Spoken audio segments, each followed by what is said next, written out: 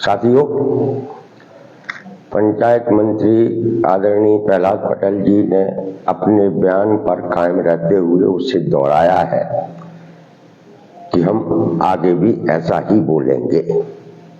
जो मांग पत्र देंगे, जो ज्ञापन देंगे, यानी उनको भिखारी ही माना जाएगा। ये मध्य प्रदेश सरकार का स्टैंड है, यह मध्य प्रदेश सरकार की नीति है और यह कोई पहली बार नहीं हुआ है। आपको याद हो, इससे पहले रीवा में जब हमारे आउटसोर्स कर्मचारी अपने मुद्दों को लेकर आंदोलन कर रहे थे और वो वहां जब उप मुख्यमंत्री राजेंद्र शुक्ला जी से मिले तो उन्होंने भी ठीक ऐसे ही आउटसोर्स कर्मचारियों के ज्ञापन को लेकर रिएक्ट किया था। उन्होंने कहा था कि पहले तो गिड़गिड़ाते हैं, नौकरी मांगते हैं और उसके बाद वेतन मांगने की बात करते हैं।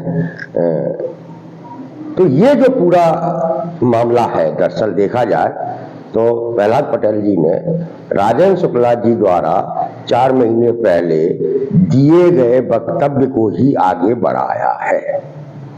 यानी कि मध्य प्रदेश में ये जो कामगार कर्मचारी वर्ग है, जो सरकारी सेक्टर में, निजी सेक्टर में काम करता है, उसके बारे में सरकार की जो नीति है वह नीति ठीक नहीं है।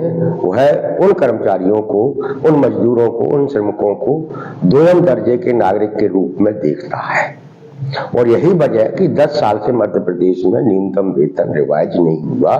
मध्य प्रदेश एक ऐसा राज्य है जहां सबसे कम मजदूरी मिलती है। हर क्षेत्र में सरकारी सेक्टर का 70-80% तक निजीकरण कर दिया गया। पूरा क्लास 4 और क्लास 3 ठेके पे दे दिया गया, ठेकेदारों के हवाले कर दिया गया है। निजी सेक्टर में आप जाइए, बड़े बड़े इन्वेस्टर मीट हो रहे हैं, बड़े बड़े मालिक आ रहे हैं, उद्योग लगा रहे हैं। उद्योग लगाने की बात करते हैं, सरकार से जमीन लेते हैं, बैंकों से पैसा लेते हैं, लेकिन वो अपने यहाँ मजदूर कर्मचारी नहीं रखते हैं, वो ठेके से लेते हैं। यानी ठेका से, जो प्रथा से जो मध्य प्रदेश सरकार को प्रेम है, उस प्रेम को समझने की जरूरत है। वो प्रेम ये है कि सरकार कम से कम वेतन दे के ज्यादा से ज्यादा काम कराना चाहती है और यदि मजदूर कर्मचारी अपने वेतन बढ़ाने की बात करता है तो उसे भिखारी कह के, गिड़गिड़ाने जैसी वक्तव्य दे के उन्हें अपमानित किया जाता है। आप लगातार अपमानित हो रहे हैं मध्य प्रदेश में, यह बात आपको अपने दिमाग में बिठा लेनी चाहिए। इन वक्तव्यों के बाद भी यदि आप में गुस्सा नहीं आता है तो आप समझ लीजिए कि आप जिंदा नहीं हैं। मानसिक रूप से आपको मार दिया गया है मध्य प्रदेश में। एक योजनाबद्ध तरीके से,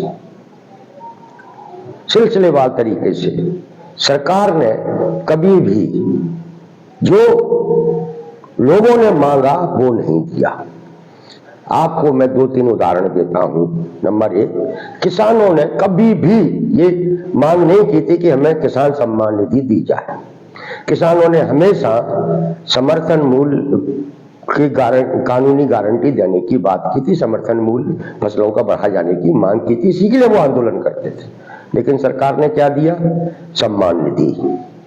महिलाओं ने कभी भी 1200 रुपए देने की मांग नहीं की थी। उन्होंने क्या मांग की थी कि हमें काम करने के लिए रोजगार दिया जाए, रोजगार में अच्छा पैसा दिया जाए। लेकिन उन्होंने रोजगार नहीं दिया, रोजगार में अच्छा पैसा नहीं दिया, उन्होंने 1000-1200 रुपए पकड़ा दिए। लोगों ने, गरीब ने कभी भी मुफ्त में राशन नहीं मांगा था। उन्होंने सार्वजनिक वितरण प्रणाली पर जो 14 जीवन उपयोगी वस्तुएं हैं, उन वस्तुओं की मांग की थी कि वो हमें सस्ते में मिलना चाहिए, जिससे हम भी इस बढ़ती महंगाई में जिंदा रह सके। लेकिन सरकार ने क्या किया कि 5 किलो मुफ्त गेहूं पकड़ा दिया, राशन पकड़ा दिया। गरीब ने जिस जमीन पर वो रहते हैं उस जमीन के पट्टे मांगे थे, लेकिन उनको उस जमीन के पट्टे नहीं दिए मकान बनाने के लिए। जो उनके मकान बने हुए थे उनको तुड़वा कर प्रधानमंत्री आवास योजना शुरू कर दी, जबकि गरीब क्या मांग रहा था कि जो पहले इंदिरा आवास योजना चलती थी ठीक वैसे ही हमें मकान उपलब्ध कराए जाए, लेकिन सरकार ने नहीं माना। यानी सरकार ने जनता के द्वारा, गरीबों के द्वारा, मजदूरों के द्वारा जो मांग की जाती है, जो मांगा जाता है वो नहीं दिया जाता। सरकार को जो देना होता है जमींदारों सामंतों की तरह वो वही देती है और यही चला रहा है। इसलिए लोगों को मुफ्त में देने की जो परंपरा शुरू की गई है, ये परंपरा निश्चित रूप से चिंताजनक है। हर व्यक्ति चाहता है कि वो काम करे और काम के बदले उसे अच्छा वेतन मिले, जिससे भी वो सम्मानजनक जिंदगी जी सके। लेकिन सरकार काम देने में और काम के बदले सम्मानजनक वेतन देने में बड़ी असफल हुई है। और जब हमने सम्मानजनक वेतन की मांग की तो हम लोगों को भिखारियों के समतुल्य खड़ा कर दिया गया है। इसलिए साथियों, हम लोगों को इस बढ़ती हुई महंगाई में न्यूनतम 18 से 21 हजार रुपए हो, इसकी लड़ाई को लड़ना है। हमारी नौकरी में सुरक्षा हो, इस बात की लड़ाई हमको लड़ना है, संघर्ष करना है। इसलिए आप लोग 9 मार्च को भोपाल आने की तैयारी करें।